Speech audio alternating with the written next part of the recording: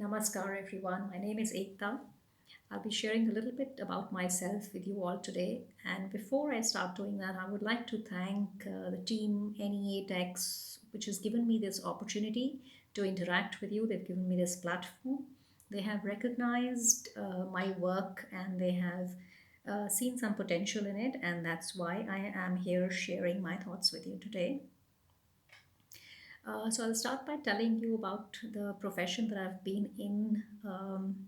I have been in the real estate development sector for most part of my career, where I have been designing buildings, which have been mostly residences, and it's been a very, very gratifying experience because seeing designing something on paper and then seeing it rise up like a concrete building where people actually stay in that house is an extremely gratifying happening, and I've seen that happen several times. So it's been a very, very beautiful journey for me.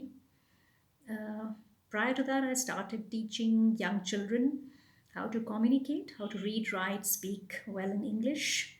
I saw a gap that there was in the schooling style, where children who had the innate capability of writing well were able to do so, but the others really severely lacked. So, this is a skill which needs to be taught to children, and every child, even an average child, can write very well if they're taught how to. So, that's the gap I'm trying to bridge working with these young minds. Uh, and along with all this, I have been writing. I have been writing for myself for many years, and I have started writing. I've had the courage to share my work with the whole world for the past 5 years. I have put out two novels, and I will be talking about them shortly. Um, Before I start talking about something else, what comes to my mind is the situation that we find ourselves in currently. The COVID pandemic has had a lot of damage to the society.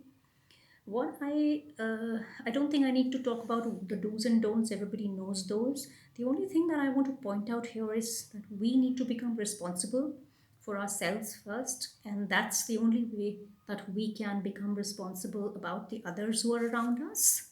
Plus, we need to just sit back and reminisce about the rut race that we've been in, whether it's really worth it.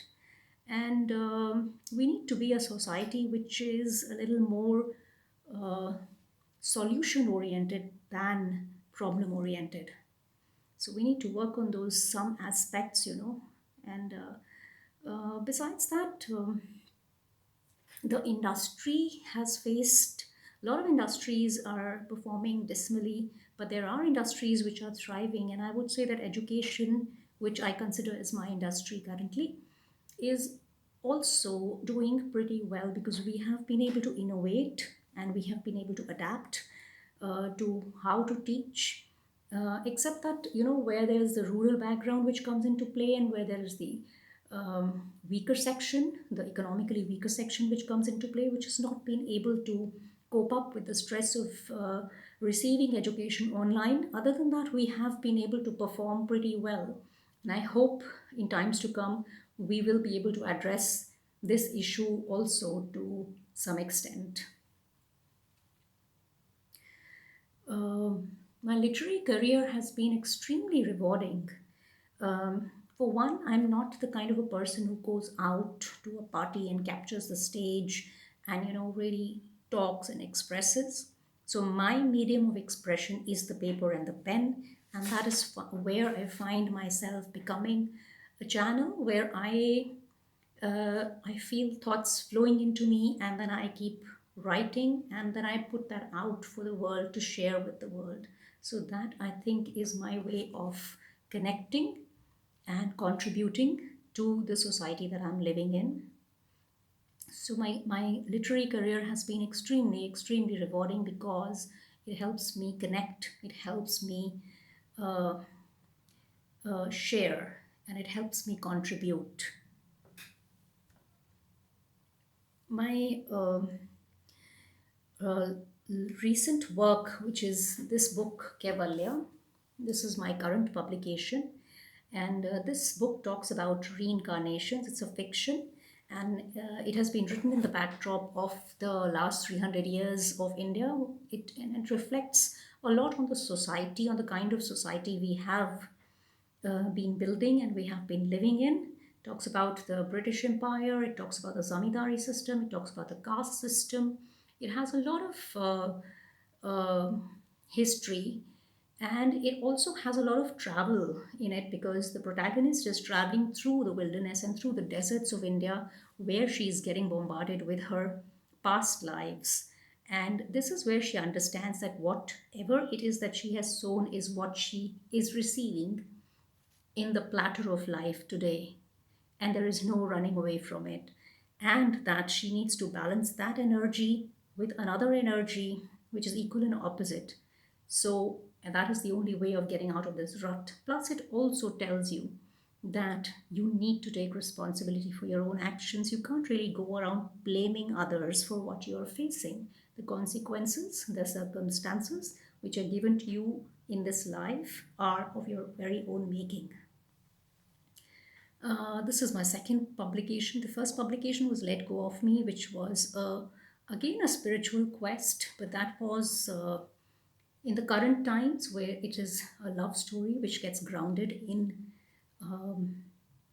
spirituality again.